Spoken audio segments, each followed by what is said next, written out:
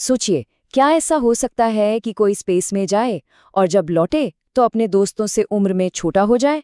या फिर क्या होगा अगर सिर्फ सिर्फ 5 सेकंड के लिए पूरी दुनिया से ग्रेविटी एकदम से गायब हो जाए?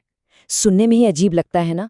आज हम इन्हीं दो दिमाग हिला देने वाले सवालों के जवाब ढूंढेंगे और ग्रेविटी की उस छिपी हुई ताकत को समझेंगे जो हमारी दुनिया को चलाती है।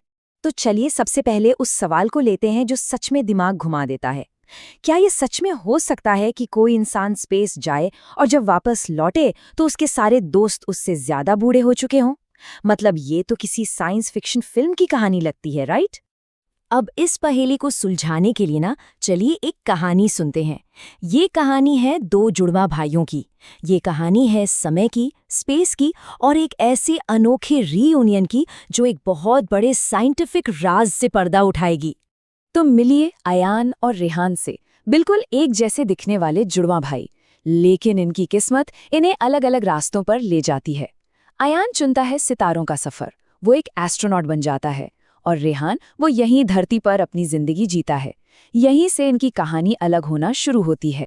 पूरे 5 साल स्पेस में बिताने के बाद अयान वापस धरती पर लौटता है। वो अपने भाई से मिलने के लिए बहुत एक्साइटेड है, लेकिन उसे जरा भी अंदाजा नहीं कि ये जो रीयूनियन होने वाला है वो एक ऐसा राज खोलेगा जो उनकी जिंदगी को हमेशा हमेशा के लिए बदल कर रख देगा।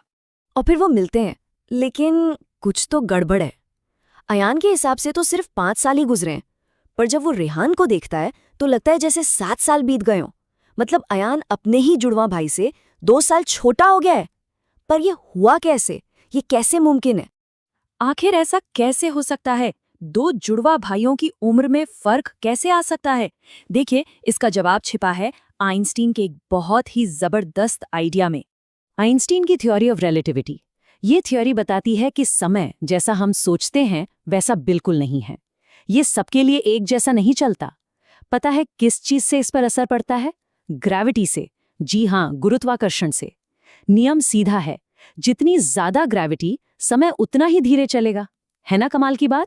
तो अब अयान और रेहान की कहानी समझ आई। स्पेस में जहां ग्रेविटी बहुत कमजोर है, वहां अयान के लिए समय धीरे धीरे चल रहा था, और वहीं धरती पर जहां ग्रेविटी बहुत मजबूत है, रेहान के लिए समय अपनी नॉर्मल स्पीड से, बल्कि कहूं तो तेज रफ्तार से भाग रहा था। बस यही वो फर्क था। और हाँ, ये सिर्फ कोई थ्योरी नहीं है, ये असलियत है। इसे हम रोज अपनी टेक्नोलॉजी में इस्तेमाल करते हैं। जो जीपीएस सैटेलाइट्स हमें रास्ता बताती है ना, उन पर लगी घड़ियां असल में धरती की घड़ियों से थोड़ा धीरे चलती हैं। और अगर हम उन्हें रोज एडजस्ट ना करें तो जीपीएस हमें कहीं का कहीं पहुंचा देगा। तो मतलब साफ है, समय सबके लिए एक जैसा नहीं बहता।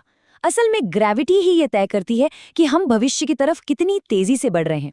ये एक ऐसी सच्चाई है जो हमें चीजों को देखने का नजरिया बदलने पर मजबूर कर देती है। चलिए अब एक कदम और आगे बढ़ते हैं, एक और दिमागी कसरत करते हैं जो थोड़ी डरावनी भी है। जरा सोचिए, अगर ग्रेविटी अचानक से चली जाए तो, बस 5 सेकंड के लिए। बस कल्पना कीजिए, अभी ठीक इसी पल ग्रेविटी ने काम करना बंद कर दिया। जीरो। सब कुछ कैसा होगा? पहला सेकंड हर कोई और कमरे की हर एक चीज हवा में तैरने लगती है।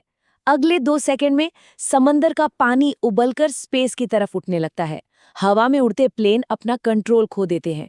और 5वां सेकंड आते आते धरती का वायुमंडल, हमारी सांसें, वो भी स्पेस में खोने लगती हैं। ऊपर ऑर्बिट में घूम रहे सैटेलाइट्स टूटते हुए तारों की तरह जमीन की ओर गिरने लगते हैं। और फिर ठीक 5 सेकंड बाद ग्रेविटी वापस आ जाती है। धड़ाम, एक जोरदार धमाका। जो कुछ भी हवा में तैर रहा था वो पूरी की पूरी ताकत से जमीन पर आकर गिरता है। और इसके बाद का मंजर, तबाही। हर वो चीज जो ऊपर उठी थी अब नीचे गिरकर चकनाचूर हो चुकी है। जमीन पर जबरदस्त भूकंप आ रहे हैं। समंदर में ऐसी सुनामी उठ रही है जिसे कोई नहीं रोक सकता। और दुनिया भर की इमारतें ताश के पत्तों की तरह ढह रही हैं। सिर्फ 5 सेकंड और हमारी दुनिया वैसी नहीं रहेगी जैसी थी।